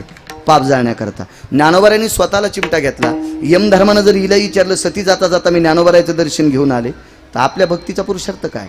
ते म्हणले बाई दर्शन घेतलंस ना, चल आपण मशानापर्यंत. ज्ञानोबारा गेले. ती गंगा होती परवरा. त्या परवरेच्या पात्रात बाबाजी थावरेंचं प्रेत लाकडावर टाकलेलं होतं. फक्त चेहरा उघडा होता. ज्ञानोबाराय जवळ गेले आणि म्हणले बाबाजी तुमच्यातला सच्चिदानंद कुठे गेलाय? आत्मा. नैनन छिद्दंती शस्त्राने नैनन दहती पावका. तुमचा सच्चिदानंद कुठे गेलाय? आणि ज्ञानोबाराय बोलल्याबरोबर जागे झाले. नाव ठेवलं सच्चिदानंद बाबा. नाव ठेवलं सच्चिदानंद बाबा. आणि सच्चिदानंद बाबामुळे आपल्याला एक देवी प्राप्त झाली. ऐका, माऊली महावैष्णव ज्ञानोबाराय एका पैस खांबाला टेकन देऊन बसले आणि मुखारविंदातून एक वाणी पडत होती. ती अक्षरे नव्हती देखा ब्रह्म साम्राज्य दीपिका. पण ज्ञानोबारायच्या मुखातली अक्षरं झेलायची ताकद तुमच्या आमच्यात होती. महाराज व्यासांच्या मुखारविंदातून जे पडलं ते झेलायची ताकद फक्त भगवान गणेशात होती. दुसरा कोणीही लिहू शकत नव्हता. महाभारत गणेशांनी लिहिले. हो, भागवत गणेशांनी लिहिले. महाराज व्यासांच्या मुखारविंदातलं काव्य. हा, हे आपण जेवढं ज्ञान सांगतो व्यासोशिष्ट जगत रे व्यासांच्या मुखारविंदातले. मग माऊली महावैष्णव ज्ञानोबारायांच्या मुखारविंदातून पडलेली वाणी झेलायची ताकद मृत्यू पावलेल्या बाबाजी चैतन्य नाव ठेवलं आणि त्यांनी ते लिखाण केलंय. तिचं नाव आहे ज्ञानेश्वरी. आणि ती ज्ञानदेवी तुम्ही वाचताना ती बाबाजी थावरेंची कृपा आहे, सच्चिदानंद बाबांची कृपा आहे. ज्ञानोबारायांच्या मुखारविंदातून पडली पण झेलायची ताकद कोणात नव्हती ना. महाराज काय ताकद! पूर्ण करीती मनोरथ. एका शांतीब्रह्म एकनाथ महाराज सांगतात पूर्ण करती मनोरथ. त्या स्त्रीचाही मनोरथ पूर्ण केला. तितक्यापुरतं सोडून द्यावं, अख्ख्या विश्वाचा मनोरथ पूर्ण केलाय. अख्ख्या विश्वाचा विदेशातले लोक सुद्धा ज्ञानेश्वरी त्यांच्या भाषेत करून वाचतात, गाथा त्यांच्या भाषेत करून वाचतात. किती मोठा पुरुषार्थ आहे. तुम्ही फक्त महाराष्ट्र सोडून आपल्या भारत देशात एका राज्यात आलात, तामिळनाडूमध्ये, इथेही तुम्ही ज्ञानेश्वरीचा आस्वाद घेता, गाथ्याचा आस्वाद घेता, भजनाचा आस्वाद घेता. तुम्ही किती पुण्यवान माणसात. तुमच्या या कर्तव्याला गिरगावकराचा तिरवार प्रमाण. महाराज ज्ञानोबारायच्या कृपेने ही द्यावा. काय वानवातानं पुरेवानी मस्तकचरणी ठेवी तसे आदरणीय हरिभक्तीपरायण प्रकाशभाऊ साठे धारूरकर त्यांनी तुम्हा संस्थांच्या वतीनं, तुम्हा विश्वस्त कमिटीच्या वतीने मला संपर्क केला. योगायोगाने त्यांच्या इथे शिवपुराण कथा आहे आणि इथंच असल्यामुळे आज आम्हा दोघांच्या भेटीचाही योग आला. छान. आम्ही दुपारी प्रसाद अन्न गाडी उलथून घेणं पुन्हा नगच आपल्याला नकोच म्हणलं. ते आपल्याला काही कळतच नाही. ते बाहेर तिथं ते अनवरा इकड पडेला, बाई इकड पडेली, काय ते अमृत प्यायली बापा, काय अवघडच काम. आणि आपल्याकडे पैशावाल्याच्या भोताडाच्या अवलादी तिथं बोंबलत जातात. ते पाहाला बापानं कमी दिले पैसे उडवायला तिथं जाते हरामखोर. विठाला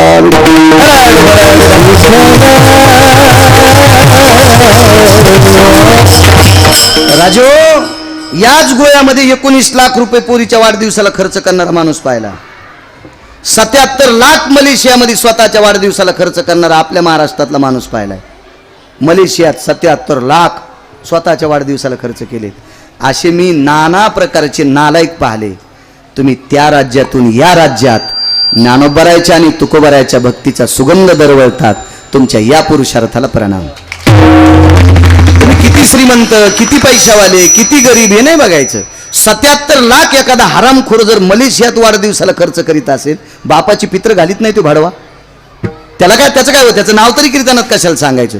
आता 19 लाख रुपये जर 18 लाख रुपये पोरीच्या वाढदिवसात गोव्यात केले असतील तर गोव्यात काय तिथं काय लय पिंड असेल काय एखादी, काय लय पांडुरंग असतील का तिथं, काय काय पुरुषार्थ केला असेल, त्याला काय चाटायचं एवढं. पण तुम्ही तुमच्या कष्टाचा पैसा महाराज ज्ञानेश्वरी वाचनाकरता, गाथा वाचनाकरता, शिवपुराण ऐकण्याकरता, भागवत ऐकण्याकरता, रामायण ऐकण्याकरता, असं आपल्या धर्माचा ध्वज लावण्याकरता खर्च करता. म्हणून पुन्हा एकदा अशा सात्विक कामाबद्दल तुम्हाला दंडवत करतो.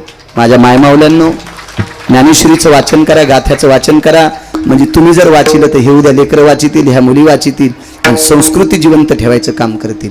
मला गर्व होता प्रकाश बुवा, महाराष्ट्रात जरा जास्त भारदस्त संस्कृती.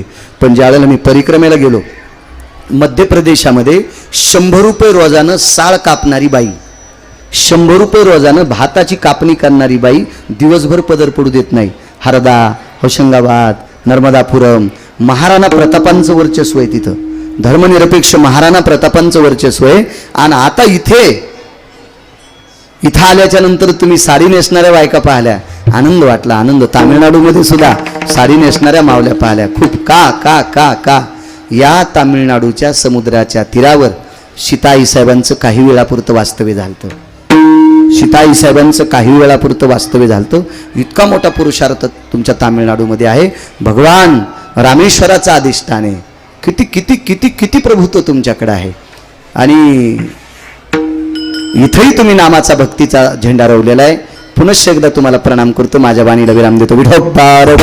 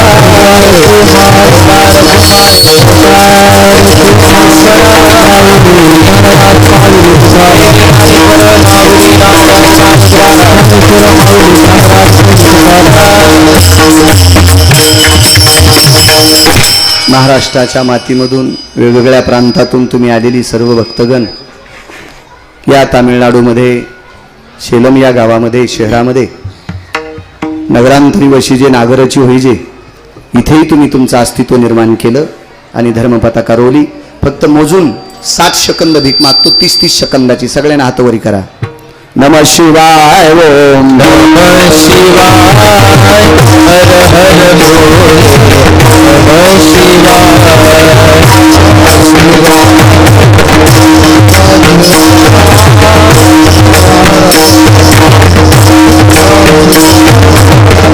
शिवाय ओम नमः शिवाय हर हर बोले नमः शिवाय नमः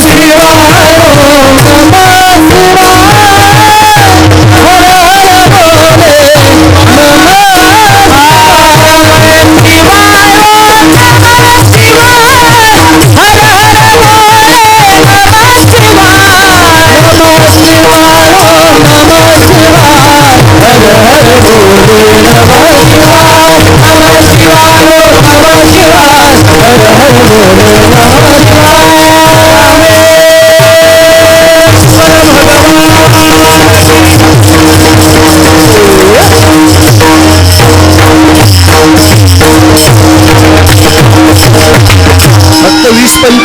फक्त 25 सेकंद.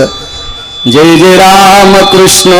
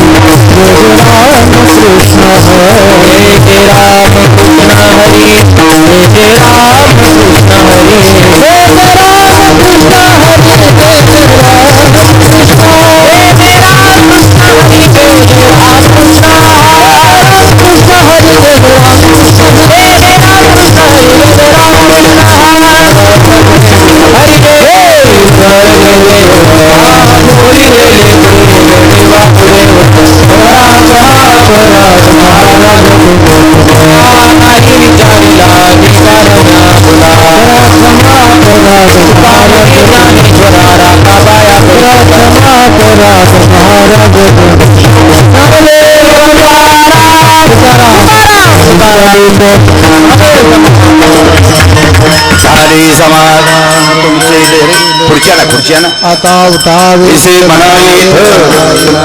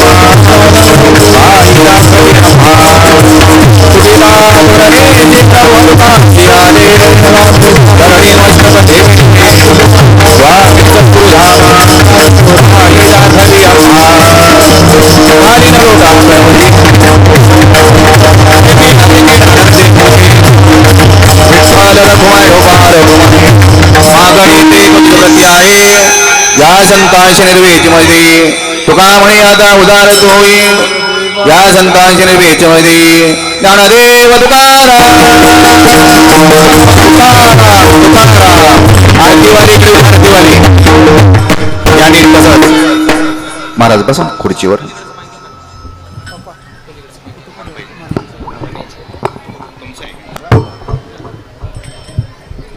आपणा सर्वांच्या महद्भाग्यानं सौभाग्यानं आदरणीय हरिभक्तीपरायण गुरुवर्य साठे महाराजांच्या सहकार्यानं म्हणूया ज्यांच्या कीर्तनाचा लाभ आपणाला मिळाला आदरणीय भागवताचार्य महाराष्ट्रातील थोर विचारवंत तत्वज्ञ कीर्तनगार बाळू महाराज गिरगावकर यांच्या सेवेची संधी आपणा सर्वांना मिळाली.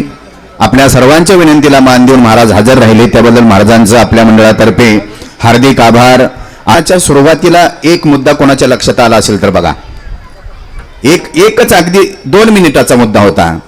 ज्या वेळेला विजय महाराजांनी विना घेतला ऐका बरं संप्रदाय जतन करणारी माणसं महाराष्ट्रामध्ये कमी झाली पण जतन करणारी अजून काय आहे त्यापैकी एक तुमच्या लक्षात आलं नसेल मी तिथं बसलो होतो पलीकडं. ज्या वेळेला विजय महाराजांनी विना घेतला त्यावेळेला विजय महाराज असं काहीतरी करत होते. त्यावेळेला महाराजांनी त्यांना सांगितलं होतं विना नाचवत नेऊ हे संप्रदाय ज्ञानोबरायांच्या तुकोबरायांच्या लक्षात ठेवा. आणि म्हणून अशा महाराष्ट्रामध्ये भरपूर आहेत किंबहुना आपल्या व्यासपीठाला महाराज मंडळी जी बोलवते संप्रदाय जतन करणारे आहेत पैकीच माझ्या हृदयामध्ये ज्यांचं स्थान आहे आमची डायरेक्ट ओळख नाही समोर बसणं कधीही नाही पण तरी सुद्धा आदर अनेक व्यक्तींचा मी करतो. पैकी ज्यांच्या चरणाच्या ठिकाणी किंबहुना माझ्या हृदयाच्या ठिकाणी ज्यांचं आदरस्थान आहे असे आमचे बाळू महाराज गिरगावकर हजर राहिले. खऱ्या अर्थानं त्यांची एक सावली त्यांच्याबरोबर कायम असते. मला वाटतं महाराज त्यांना तुम्ही आणायला पाहिजे होतं आपले उत्तेश्वर बापू पण आले नाहीत. मी आलेल्या कोणाला तरी विचारलं बापू आलेत का पण आले नाहीत. असो पुन्हा एकदा महाराजांचं आपणा सर्वांच्या तर्फे हार्दिक आभार आणि अभिनंदन. आणि आत्ताच्या कीर्तनाचं सौजन्य कैलास पांडुरंग पोळ आणि रवींद्र अनुराव शिंदे यांनी पुढे यावं. महाराजांना त्यांच्या हस्ते श्रीफळ देण्यात येते. याच्यानंतर जागर होईल पहाटे 4:30 वाजता काकड आरती नियोजित वेळेत वाचन आणि उद्या दुपारी असणारी शिवपुराण कथा होईल. आणि उद्या संध्याकाळचं कीर्तन आदरणीय गुरुवर्य सोपानजी महाराज सानप शास्त्री वेलतुराकर आणि उद्याच्या कीर्तनाचं सौजन्य आहे आपणा असणारे थोर दाते तुळशीराम आनंदा माने यांचं उद्याच्या कीर्तनाचं सौजन्य आहे. आजचा असणारा महाप्रसाद त्यांच्यातर्फे सर्वांना विनंती आहे सर्वांनी प्रसाद घ्यायचा आहे. आजचा प्रसाद बापूराव यशवंत भगत यांचा आहे त्यांच्यातर्फे सर्वांना विनंती प्रसाद घ्यायचा आहे. प्रसाद घेतल्याशिवाय जायचं. श्रीफळ द्यायला या पुढं महाराज तुमच्या हस्ते त्यांना श्रीफळ द्या. महाराजांना तुम्ही द्या महाराजांच्या हस्ते दिलंय ना. अन्नदाते या पुढं.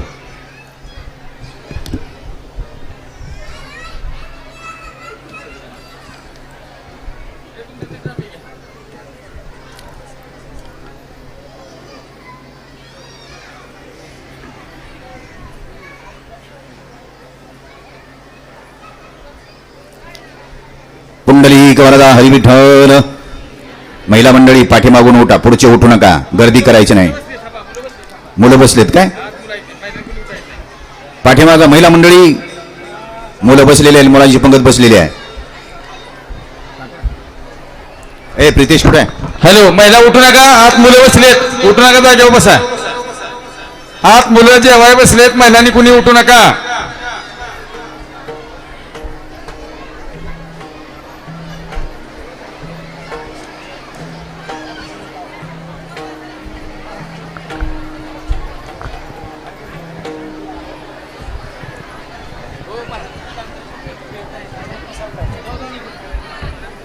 त्यांना फ्लाईट आहे सकाळी.